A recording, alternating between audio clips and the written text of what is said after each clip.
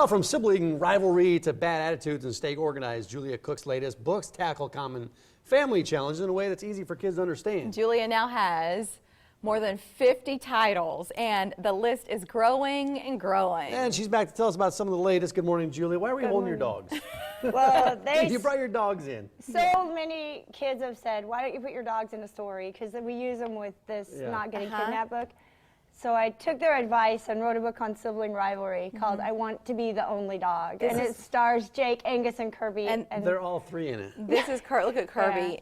Just chilling with the pink, like the nails are just too much, but you dress them up and they're little ambassadors for your stories. Yeah, they make travel much more fun. Okay, and listen, let's go in depth because you're tackling some new issues recently in some of these new books. Yeah. You know, I remember because I've read Ricky Sticky Fingers to my son Grayson. It's about a kid who has problems stealing things, right? What are some of the new issues you're tackling right now? New issues we have. What do I say about that? It's an incarcerated parent. You know, kids go through a lot. There's over 6 million kids in our country today with parents in prison. And so kind of how to deal with that. And to me, this cover looks a little bit heavier than some of your other work. So is there an age range that you would recommend for this book specifically? Probably 8 years and older. Okay. Yeah. And then our life is so hard, so we have to figure out a way to help our kids deal with things. Bad attitude is baditude. And it's coupled by the book next to it called But It's Not My Fault, on accepting responsibility for your actions. Right. That's a problem in our house. Yeah? With our kids. You got to teach them. Well, you know, a lot of parents probably feel that way. It's your responsibility. Well, and that's the beauty, is that you can model, according to research, kind of what the parent should say and how to say it too. So they're good tools to use with kids to help them solve and some of these, and you do it in a fun way in some of these books, but some of them are very serious issues too. So how do you address those topics? A lot of research, but you have to think like you're 40, but you have to write like you're 8 or 9. You know, you have to, how would the kid see the situation? Make it fun, easy to apply, and short. You get a lot of feedback from Jake, stay still. He's just beating you up. Jake, and meanwhile, Kirby is not interested in going anywhere. She's just out. You get a lot of feedback on your books from parents, from professionals. Who do you see that you're helping? You know, I'm blown away at how many comments, and there's over 1 million sold now, and in 7 languages. But the parents, they know what they want to say, they just don't know how to say it. And if you can give it to them in a concrete visualization format, it's easier for them to be better parents. It's easier for teachers to be better teachers. We can't know everything, and our world is ever changing, so you have to change the topics. They have to go with what's going on in the world, too. You write about all types of issues. You also write about things like boogers. And gas. And farts. Farts, yes. Right. Because that's a problem. And, yes. Are those type of books fun to write? Those are great. Yeah, they're really fun because boogers are funny and kids love. I'm doing one on table manners right now called Table Talk, where the table talks to the kids. Don't bring your device here. I've been waiting here all day for you. Julia Cook, thank you. Waiting all day for you to talk to me, and you know, so yeah, we have.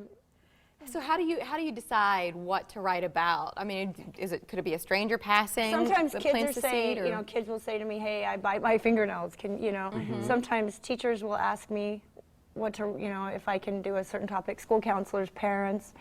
And, you know, unfortunately in our world we have one on shooter response called I'm Not Scared, I'm Prepared, and Anthill, because of all the stuff going on now. It's bad. And then you have one on natural disasters as well, all kinds of topics.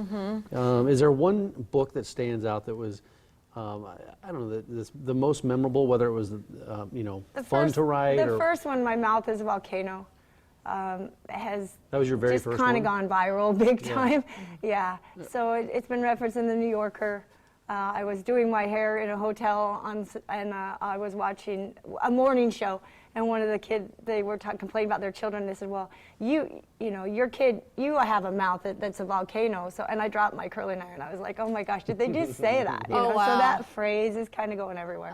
So it's kind of fun. Well, and to think how that was the launching pad for all of these other books, dozens of books now. How long ago was that? That was 10 years ago. 10 years ago you wrote that book. So what do you want to write about next? I want to write a book about racism and teaching our kids how to get along with other people and appreciate differences. I think that's kind of a hot topic. an important topic. Yeah. We're holding the pups, so let's bring it full circle back to them. All right. And there was a recent something that we saw on television with TV host Samantha Bee. One of the dogs was in the promo. We were in New York City, and Kirby got asked to do a promo for her new show called Full Frontal, which is not really a children's author topic, but it's really cute. Right. Yeah. Well, we remember her from The Daily Show. Right. She was, Jon Stewart regular. But look, here she is with Kirby. Yeah. That's the promo right there. Yeah, she's funny. What the heck? Your dogs are famous. She's like, which end do I pay attention to? Right, no Which end is the affectionate end? She holds it. Well, listen, as we roll into the new year, we want families out there to get a hold of your books. So we brought in a special offer for Morning Blend viewers who may want to order the books for their families. There's a special offer. You just mentioned the Morning Blend, receive free shipping and 5% off at juliacookonline.com. That's terrific. You can browse all the titles there, learn about Julia's story and how she came to be an author. Certainly a background understanding kids and working with them. Thank you. Thank you. Thanks, Julia. Great to have Good you to see you. Have back, a and good Happy New Year. You too. Thank you. All righty. Wait.